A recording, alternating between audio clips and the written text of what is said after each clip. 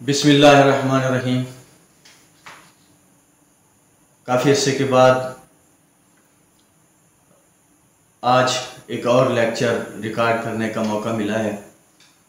पहले तो मैं माज़रत ख़्वाह हूँ कि अपनी ज़ाती मसरूफ़ियात के बायस मैं दोबारा लेक्चर रिकॉर्ड नहीं कर सका। आज मौका मिला तो मैंने कहा अपने उरूज़ सीखने वाले अहबाब की खिदमत में एक और लेक्चर रिकॉर्ड कर देता हूँ। उम्मीद करता हूँ आप लोग इंतज़ार कर रहे होंगे लेक्चर का और आज के इस लेक्चर से मुस्तफ़ीद भी होंगे। आज का लेक्चर एक ही टॉपिक है हमारे पास, उसी को ही हम डिस्कस करेंगे। वो है मुरक्कब। देखें मुरक्कब क्या है। दो या दो से ज़्यादा अल्फाज का मजमुआ या जब दो लफ्ज़ों को एक साथ मिलाकर हम लिखते हैं, इस्तेमाल करते हैं, ऐसे मजमुए को मुरक्कब कहते हैं।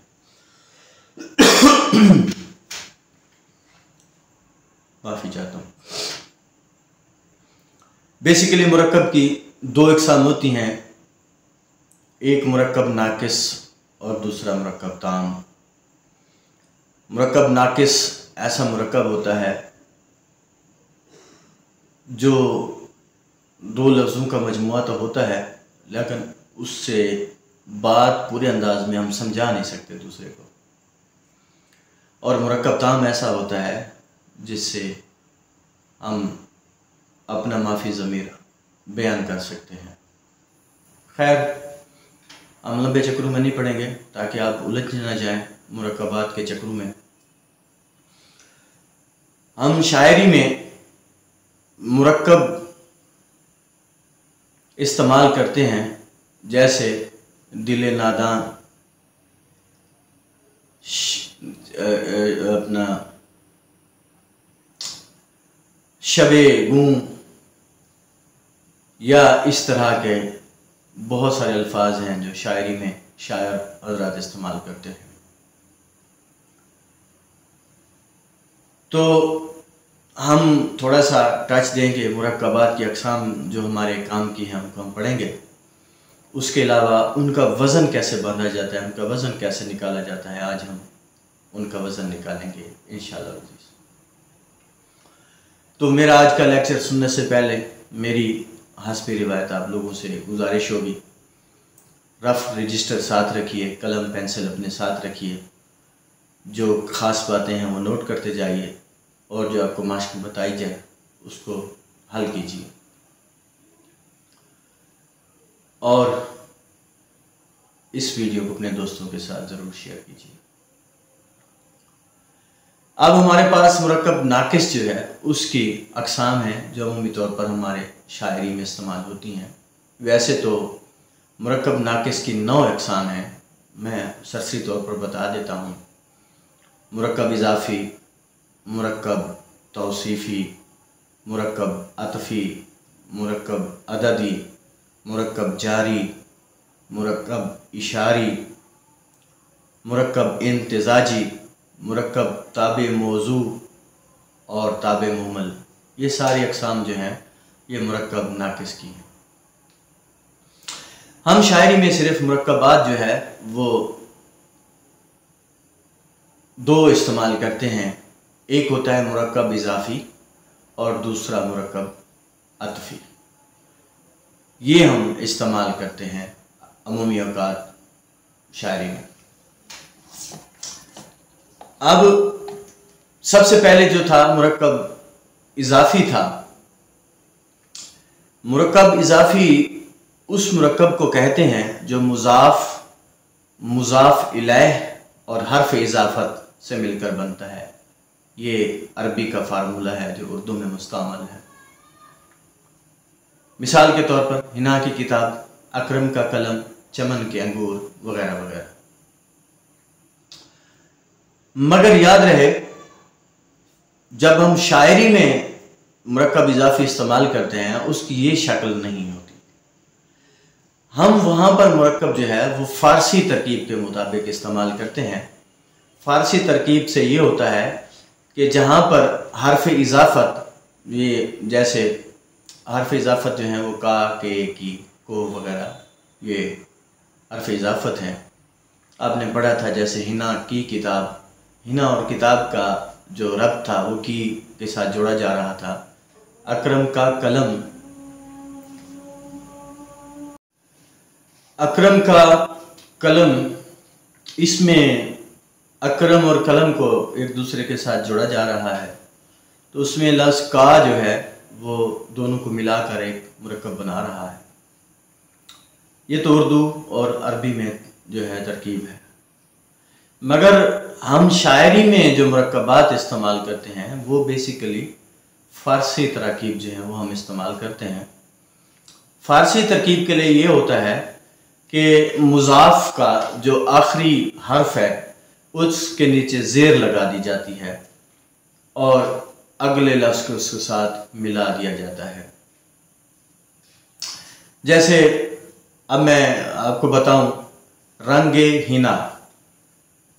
अब रंग और हिना दो को आपस में मिलाया गया है और रंग का मुज़ाफ़ है ये, और इसका जो आखिरी हर्फ है गाफ, उसके नीचे ज़ेर लगाकर अगले लफ्ज़ के साथ मिला दिया गया है। तो इस तरह ये रंगे हिना बन गया। तो इस तरह और भी बहुत सारे अल्फाज ऐसे हैं जो सहने चमन, ठीक है, बहुत सारे अल्फाज हैं, आगे हम प्रैक्टिस करेंगे इंशाअल्लाह अज़ीज़ और उस पर डिस्कस करेंगे। अच्छा, ये था मुरक्कब इजाफी। अब हम बढ़ते हैं, हमारे पास दूसरा है मुरक्कब अतफी। मुरक्कब अतफी ऐसा मुरक्कब है जो मातूफ इलै, हर्फ अतफ और मातूफ से मिलकर बनता है। ऐसे मुरक्कब को मुरक्कब अतफी कहते हैं। उर्दू और अरबी में, उर्दू में जो है इसकी मिसालें ये हैं, पहाड़ और दरिया, सूरज और चांद, नेक और बद। मगर इसमें एक और हर्फ है, हर्फ वाव, इसको हम हर्फ अतफ कहते हैं अरबी में, और फारसी में इसको मिला वाव की जगह पर वो लगा देते हैं, वाव लगा देते हैं और दो लफ्ज़ों को मिला देते हैं, तो दरमियान में वाव हर्फ अतफ आ जाता है। तो ऐसे मुरक्कब को मुरक्कब अतफी कहते हैं। जैसे मैं आपको मिसाल दूं, नेक व बद। नेक असल में लफ्ज़ क्या था, नेक और बद, मगर इनके दरमियान में वाव लगाकर हर्फ अतफ लगाकर नेक व बद कर दिया गया है। इसी तरह आप शब व रोज़, शब और रोज़ ये अलग-अलग लफ्ज़ थे, इनके दरमियान में वाव हर्फ अतफ लगाकर इनको एक लफ्ज़ मुरक्कब बना दिया गया है।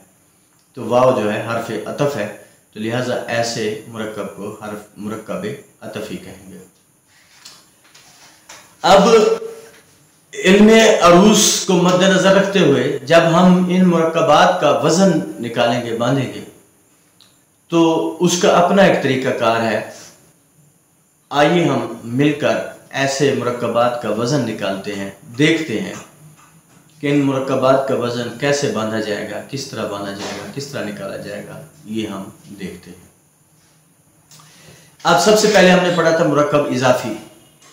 अब मुरक्कब इजाफी जो है, मैंने आपको बताया था कि मुज़ाफ़ के आखिरी हर्फ के नीचे ज़ेर लगा दी जाती है।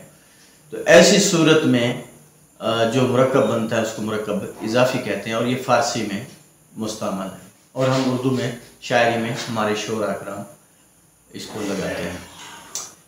अब मैं एक लफ्ज़ जो है वो आपको बताता हूँ। रंगे हिना मैंने पहले बताया था। रंगे हिना, रंगे हिना, रंग हिना, ये अलग अलग लफ्ज़ हैं।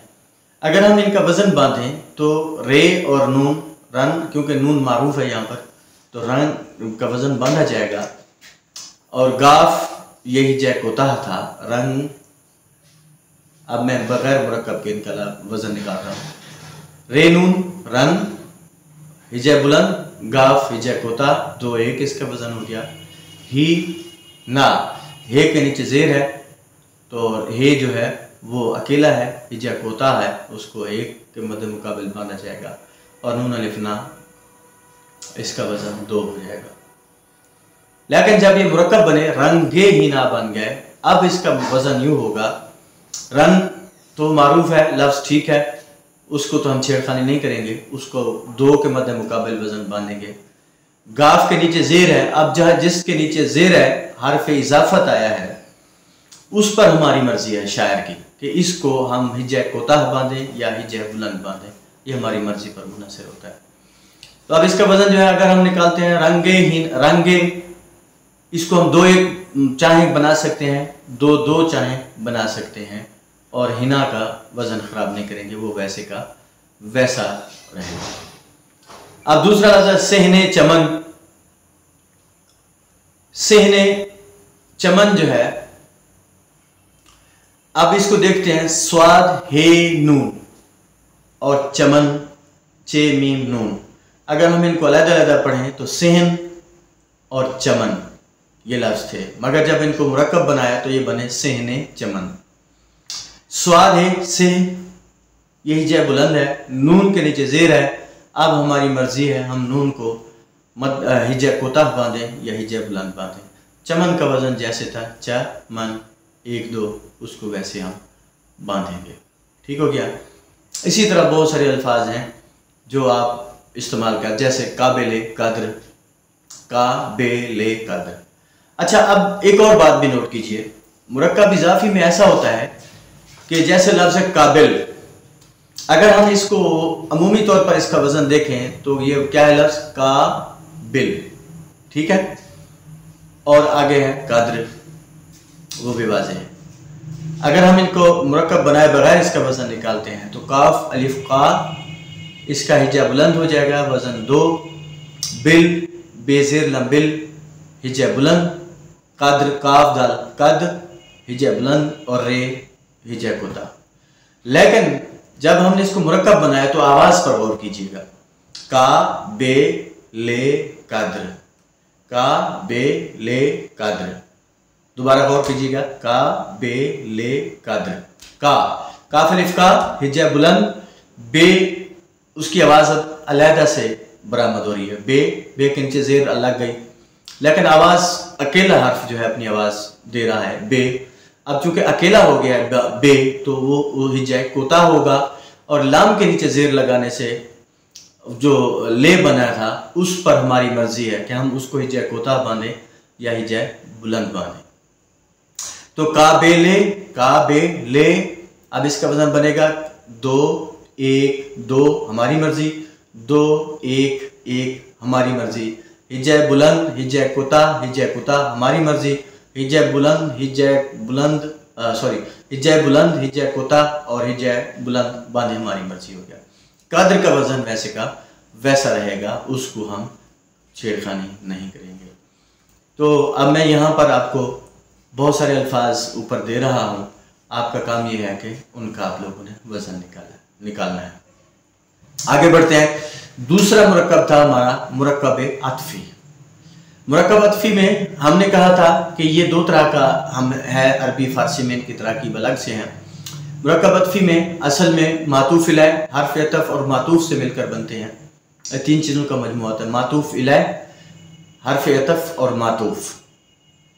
तो ऐसे मुरक्कब का जो है आम औकात में तो पहाड़ और दरिया, ठीक है, नेक और बद वगैरह वगैरह ऐसे होते हैं, लेकिन शायरी की तरकीब जो है फारसी से हम ज़्यादातर हम उनसे जुड़ते हैं। तो यहाँ हम नेको बद, शम्सो कमर, रश के कमर, ठीक है, इस तरह के अल्फाज हम इस्तेमाल करते हैं।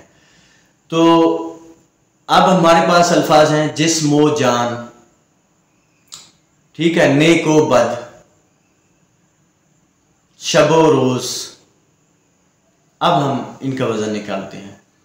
याद रख लें, पहला लफ्ज मैं आपको बताऊं, जिस्मो जान, जिस्मो जान। अब हम अगर अलग-अलग इसका वजन बांधते हैं तो ये लफ्ज है जिस्म जान, दरमियान में हमने वाव हर्फ अतफ लगा दिया तो ये मिल गया, जिस्मो जान बन गया। तो जिस जीम जेर सिन जिस हिजा बुलंद मो हिजा, अब मीम वाव मिल गया तो मीम वाव मिलकर आपकी मर्जी है, आप इसको हिजा बुलंद बांधें या हिजा कोताह बांधें, या अब आपकी मर्जी पर मुनहसर है। जान उसका वजन वैसे का वैसा रहेगा। जिस मो जान 2 1 2 1 या 2 2 2 1, आपकी मर्जी है जैसे इसको वजन बांधें। ने को बद, ने को बद, अब इसको वजन देखें। ने नून ये ने हिजा बुलंद काफ अलग अलग कर लफ्ज निकालते हैं। नेक बद, नेक का वजन क्या था अमूमी तौर पर, नून ये ने हिजा बुलंद काफ हिजा कोता था, 2 1 बद हिजा बुलंद था। लेकिन जब हमने इसको ने को बद कर दिया तो ने हिजा बुलंद को हमारी मर्जी है, हम उसको हिजा कोता बांधे या हिजा बुलंद बांधे, और बद जो है वो वैसे का वैसा रहेगा, उसमें हम छेड़खानी नहीं करेंगे। इसी तरह जिस मो जान, इसका वजन हम निकाल दिया हमने। अच्छा, शबो रोज, शब, अच्छा अगर हम शबो रोज को देखें, याद रख लें वजन का मैं पहले भी लेक्चर्स में बता चुका हूं, उसका ताल्लुक आवाज़ों से मखारिज से होता है, ये बात ज़हन में रखना।